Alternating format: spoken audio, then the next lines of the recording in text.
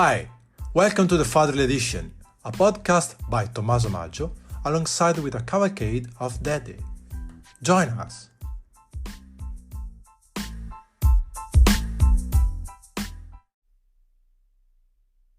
Hi everyone, welcome back to the Fatherly Edition, podcast by Tommaso Maggio, and today we are pleased to have as guest Bilal Saddik. Bilal is from the Western world, but now he's moved to Singapore since 5 years. He's into PE education, and his passion for technology bring him to basically be a coach for other teachers and basically push them to incorporate technology in their own field.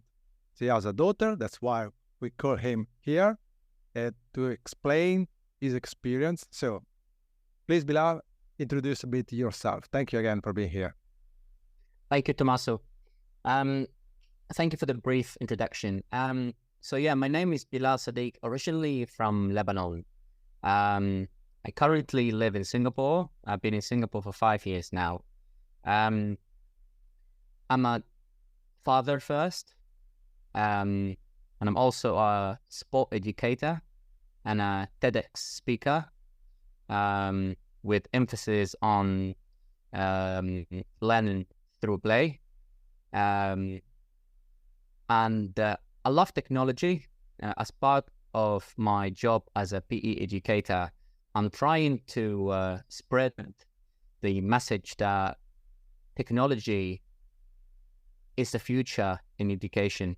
So what I'm trying to do is try to educate other educators on how to integrate technology in teaching to promote learning through play. So that's something brief about who is Bilal. Well, it's quite a mission, I would say. It's not a small things. Basically, you try to change the world one mind at a time. So that is a good challenge. So you really pick a good challenge.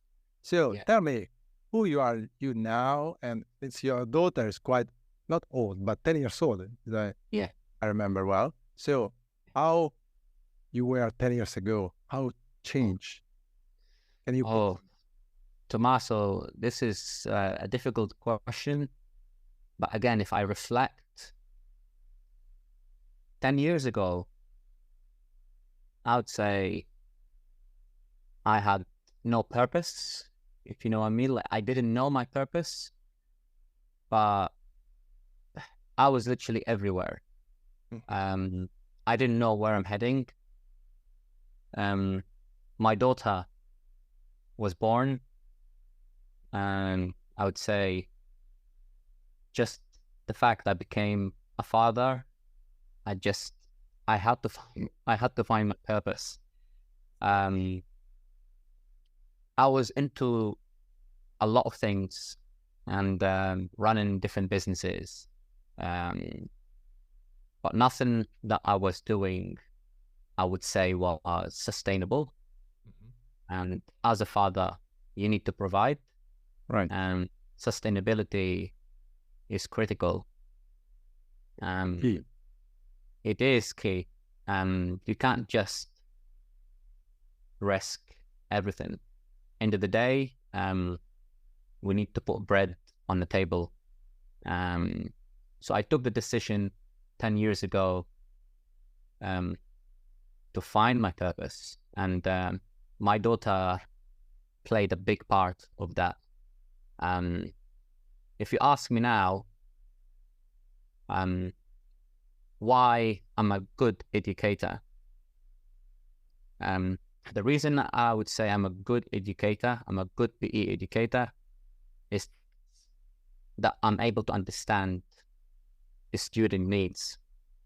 And I would say if I wasn't a father, I wouldn't be able to understand their needs the way I do now.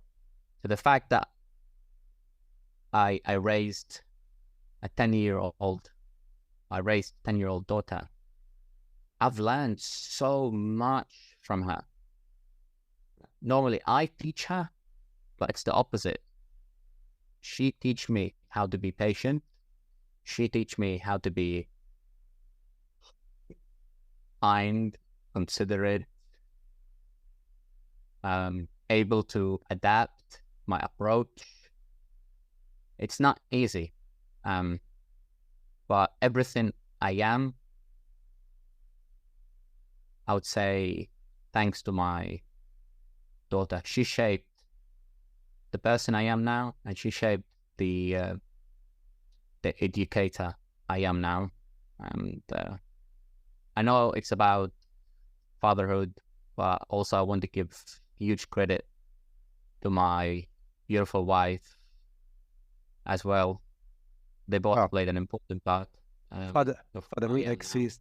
Sorry, fatherhood exists because you have a partner, right? Sorry? Fatherhood exists because we have a partner. Of course. There is no fatherhood without our partner. There is no fatherhood without child. So, yes, of course, who we are yes, is thanks somehow to them. In fact, many say the sum of people we look around, we talk most, or we spend most of the time, if we summarize those other people, there we are. Mm-hmm. So, yes, summarize your daughter, your wife, and triangulate with you. That's basically who you are now. exactly. Understood your lineage, your process, right? True. So it's still you. If you look at the mirror, still Bilal, but from the perspective from inside is a very different. More responsible, right? More responsible, more future oriented. I'm able to manage my risks well now. I know where I'm heading.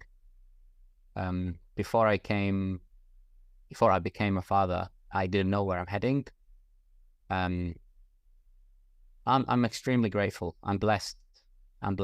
You know, it's like a light. My daughter is like a light, you know, she guides me, if you know what I mean, like 100%. Yeah. Yes.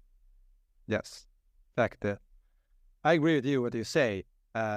Most of the time we say we have children, we have to educate them, but at the end of the day, they are educating us. Correct. And basically, this happens in a daily basis. It's one-to-one. We society assume that kids have just to listen to us, but basically, even if they don't listen to us, they teach us something. I'm not sure if the reverse happens all the time, but we're lucky. We're lucky to have kids around us. Yeah. Let me tell you a story about my previous job. I started a new job recently, but at my previous job, they used to call me, what's the word? Children whisperer. Mm-hmm. Is that right? The children whisperer, yeah. Because every time there's a kid crying, I was the person that calmed them down. And they asked me, how do you do that, Bilal? Amazing. How do you do that? I mean, the kid is crying and like 4 or 5 teachers surrounding the kid and trying to calm him down or calm her down. And it's not working. I come to help. And as soon as the kid sees me, you know, it just calms down. And they asked me, how do you do it, Bilal? I said, there's no magic way. I just do it. And again, if you go back to what I said before, my daughter taught me. So when I talk to a child, I don't stand up. You know, I level, like I try to speak within the same level. I don't blame them. I listen, and I just be myself, be authentic, because they can, what's the word? They can detect whether you are true, honest. Absolutely. And they can sense it. They can sense it. Yes. And again, if I wasn't the father, there's no way on earth I would be able to do that. Of course. You see, so everything I learned from my fatherhood, now I'm applying it into my teaching or into my job. I see. Yes, that's happened even to me when I teach a student university or have the opportunity to do some lab for early years or kids, but even again training CEO or so on. You always keep in mind what you learn from being a father. So before that, I was just teaching at university. I say, "Oh, I'm father of thousands of kids," but then when you became father, say, well, slightly different. So you tutor them in a different way. But again, once fatherhood play the game, then you can use what you learn in all your field, whatever, in every moment of your life. Correct. So as you say, it's a challenge. Of course, most of the time it's a challenge because it's not an easy game, and then it's a never-ending learning. So, but the other day, if you understood some key point, you can somehow sell again in a different market. Let's put in the business world, no? But I'm curious about you because you say, another things you say is about technology. And for instance, I talk with a lot of parents and I see that, of course, there are parents more open to technology, how technology can play with their kids. We are surrounded of technology, from gadget to the latest technology. But most of parents seems they are unaware of the potential of technology in the good way and bad way. So you think there is a sort of digital analphabetism surrounded between parents, basically people of our age, I don't talk about olders, but even between our peers. What is your experience? Why we need to push them to use more technology? See, there's a big difference between asking a child to hold an iPad, and go on YouTube or anywhere, play games, and big difference between asking a child to integrate augmented reality into learning or integrate QR codes into learning. That was actually something I discussed in my TEDx talk about the future of PE learning through play. There is like stereotype about the topic of technology, like kids already spending a lot of time at home. Why should we bring technology into school? Again, because I wouldn't say, sorry, I'm not going to say because people are ignorant. They're not. I think because they're not educated yet. So we are on the same page. I agree. They're not educated yet. I would say, like, if you look at long time ago, there was like people protesting against calculators. Yes, I remember. And now calculators is everywhere. Do you see what I mean? People are protesting against ChatGPT, and I would say ChatGPT is going to be the future. So the same thing now, people are resisting technology, but because they don't understand it, they resist it. Exactly. There's a big difference. So for me, I'm trying to make them understand. I'm trying to show them how it works. So some of the things that I do is, let me give you an example. If you ask a child to run from point A to B and back again, they will run. They won't say no. But eventually they stop because they're bored. Yeah? Right. But then if you ask a child to go from point A to B, but when they reach point B, there is a projector that uses, let's say, like moving target videos. Let's say I'll project a picture of me that moving from left to right, up and down, and then they have to stop, aim, throw at their teacher, for example, and then go back. They do this all day. because they're learning through play. They're having fun. If you say to a child, okay, I want you to do 10 jumping jacks, they will do the 10 jumping jacks happily. But again, eventually they'll stop. But then if I use augmented reality apps and I screen mirror my phone into a projector screen, and then I have games where I promote jumping. For example, every time you jump, a robot goes up. Every time you stop jumping, the robot goes down. And then the idea here is to keep on jumping to save the robot from dying. And again, they do this all day. So I'm not giving the student iPads to sit down. I'm actually using technology to promote active learning. Well, you create a narrative. That's what makes it the narrative. Narrative. Yes. The storytelling. Exactly. No? Exactly. Not is okay. Whoever can do from A to B, but then if you the story and then you play with shape, color, whatever narrative, you add music. That's just to give some sample.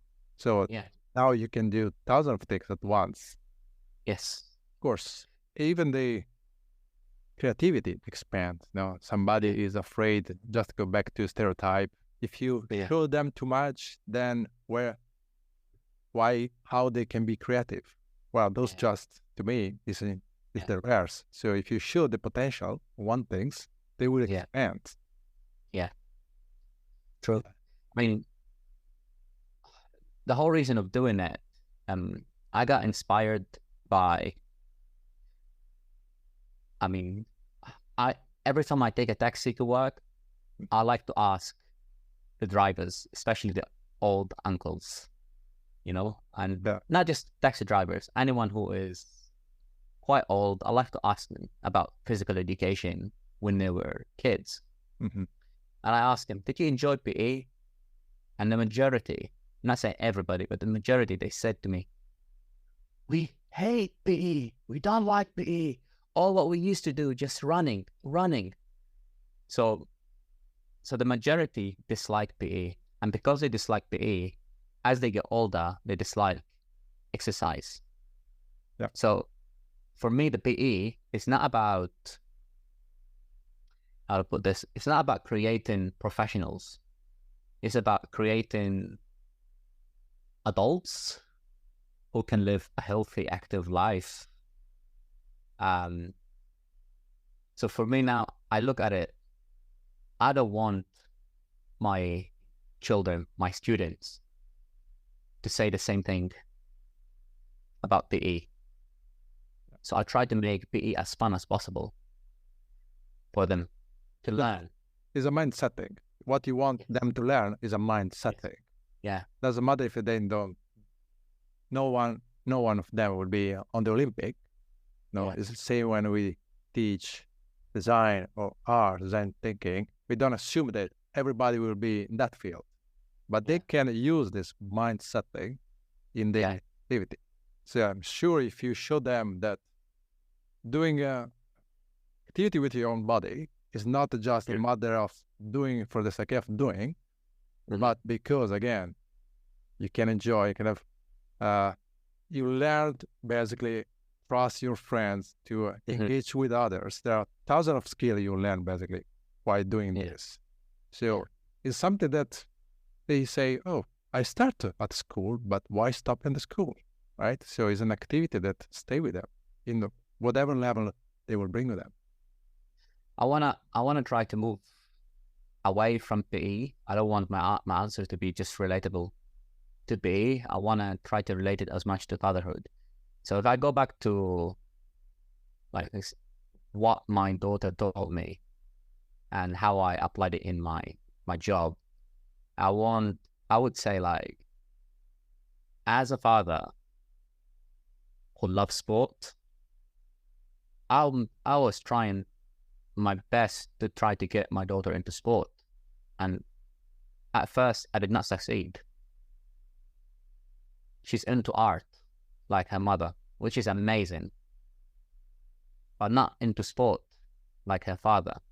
And that is something that I would say I would blame myself for that, because I wanted my daughter to be the best football player. You know, I wanted to get her into football. I'm a professional football freestyler. You know, you do football tricks with the ball. Right. And I played football when I was younger. I played in some, you know, I wouldn't say professional, not even semi-professional, but I played in some clubs. So I always wanted to be a professional football player. So when my daughter was born, I got her this football uniform, and I wanted to get her into football. I forced it on her. You see what I mean? Like I said, and because I did that, I wouldn't say she hates football. She disliked the idea now, but I learned from my mistakes. And you asked me how I learned from my mistakes. You said narrative before, storytelling. Now, every time I take her football, we play tag games. You don't watch people with the ball. I wanted to take her swimming, because swimming, you know, it's a must skill. You know, it doesn't matter if she likes it or not. You know, no choice. You know, she have to learn. And she refused to go swimming. Again, hey, let's go. We're gonna play shark attack. You know. Yeah, you have to find your own strategy. Yeah, you see what I mean? So because she likes shark attack, she wants to go swimming. I would say the same thing about running, tag games. You know, now, Tommaso, I do 20,000 steps a day, and not because I want to, not because I want. I see. I have to. That's because of my job, but now she loves running. So every time I come home, 20,000 steps on my watch, the first thing we do is I take my daughter out for a run. And that's the most rewarding things, right? Yes. I'm probably operating on 2% when I'm home. But I do it. Still. Right. Now, because I love my daughter. You know, of course I love my daughter. But not because I like my daughter. I do it because I'm a father. You know what I mean? Like, this is my responsibility. If I don't take her out running and teach her and educate her, who else will take her? Right. But at the same time, she inspires you to do it.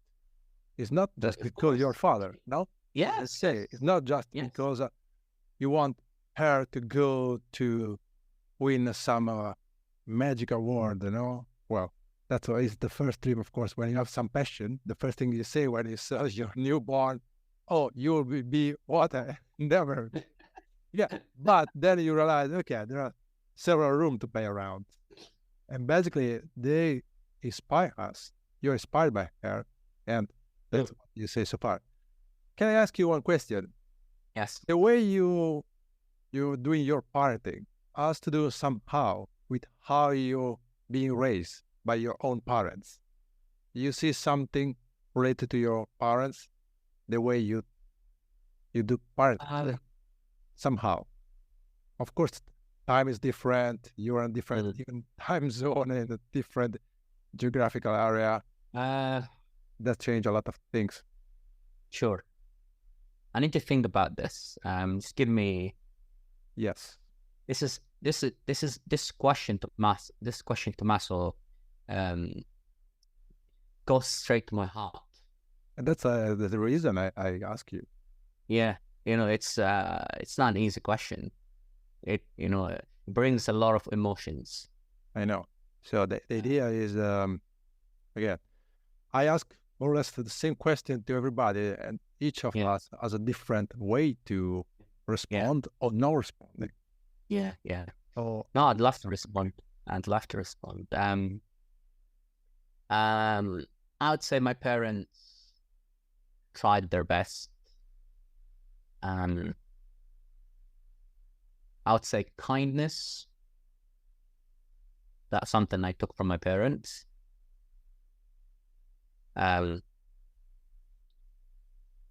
Thinking about others, and that's something that I'm also teaching my daughter. Being kind to everybody, doesn't matter what color, what religion, where you're from. Treats everyone the same. Like, for example, it doesn't matter for me. I took from my mom. My father was away most of the time. Spent most of my childhood with my mother. My father was away because of work. He used to work in a different country, and I used to see him like once every year or once every 2 years or sometimes 3 years. I would say kindness, show gratitude,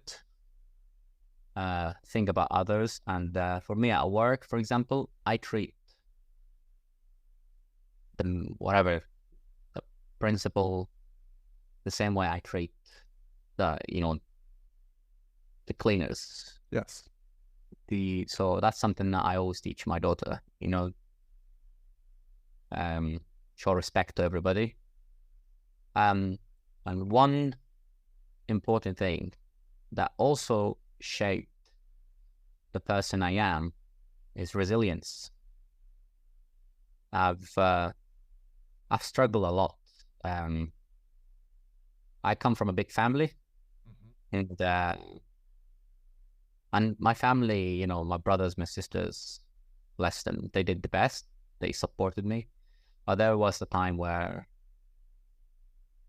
support is not there, and I had to rely on myself.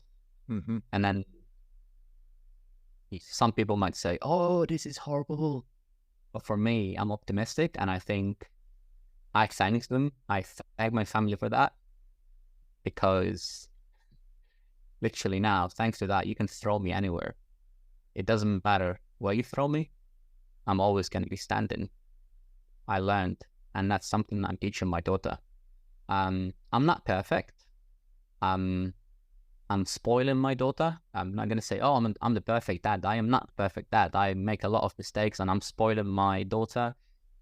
I can't say no to my daughter. I know that's wrong, but I'm learning to say no as I go. There were so many no's in my childhood, and because of that, I'm trying to say so many yes. But again, saying so many yes only making my child weaker. Mm-hmm.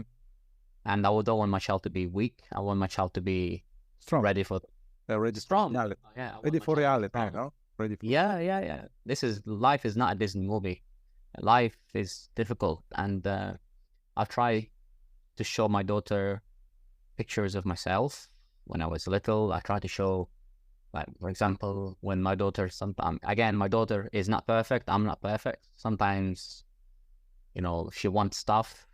Mm-hmm. I say, I show her pictures of kids on the street eating from garbage. I show her reality as it is. I don't hide things from her. I trust her. I believe in her, and there's nothing to hide. I just show her life as it is, because I've learned from mistakes, and I want my daughter. I don't want to say I want my daughter to be like me. I don't want her to be. I want her to be different. I want her to be better than me, but I want her to know the meaning of resilience. And you can't teach a child resilience by reading a book. No. Or a story. No, the reality check is important. I mean, whatever you find, everyone can find his own way. Yeah. But if you live just in a bubble, I mean, you can live in a bubble, because somehow we are living in a bubble. But spot on and say, okay, this is us, but 10 meters from me, not the other side of the world, in a totally different situation. And we don't need to look the other side of the globe, because 90% of the time we have people that they need next to us. But sometimes it's easy to say the other side of the world. Yeah. And it's important. And it is important. I agree with what you say. You learn from your parents, whoever is next to you, from when they did their best, and the one side when they have done nothing to support you, because in a way you learn how to react to that, right? Yeah. and then you can use this. They became your tools to grow up. And that's what you want, basically, your children to learn. And then there are different ways, of course. True. No one is perfect here. The idea even of this podcast is just to collect voice and say, okay, I'm doing this, I'm doing this, but nobody tells anyone else because we are learning. Yeah. Lifelong learners. Exactly. The only point. All right? Yes. So thank you for this fantastic piece of life you decided to share with us. Do you have any last suggestion to somebody that is about to having a kid? Yes. I would say cherish every moment. I have a 10-year-old daughter. Time goes very fast. Time goes very fast. And I would say cherish every moment. Don't complain because you'll regret it. Cherish every moment, especially at the age of 1 to 6.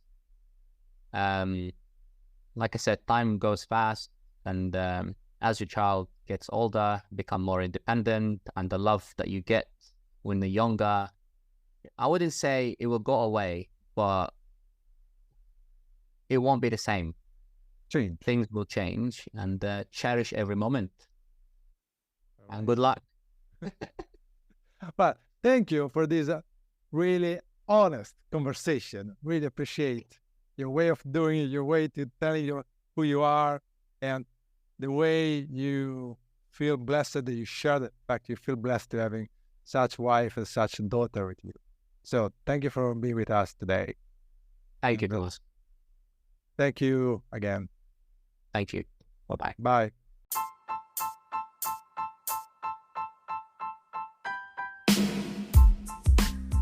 Hi, thanks for listening the Fatherly Edition.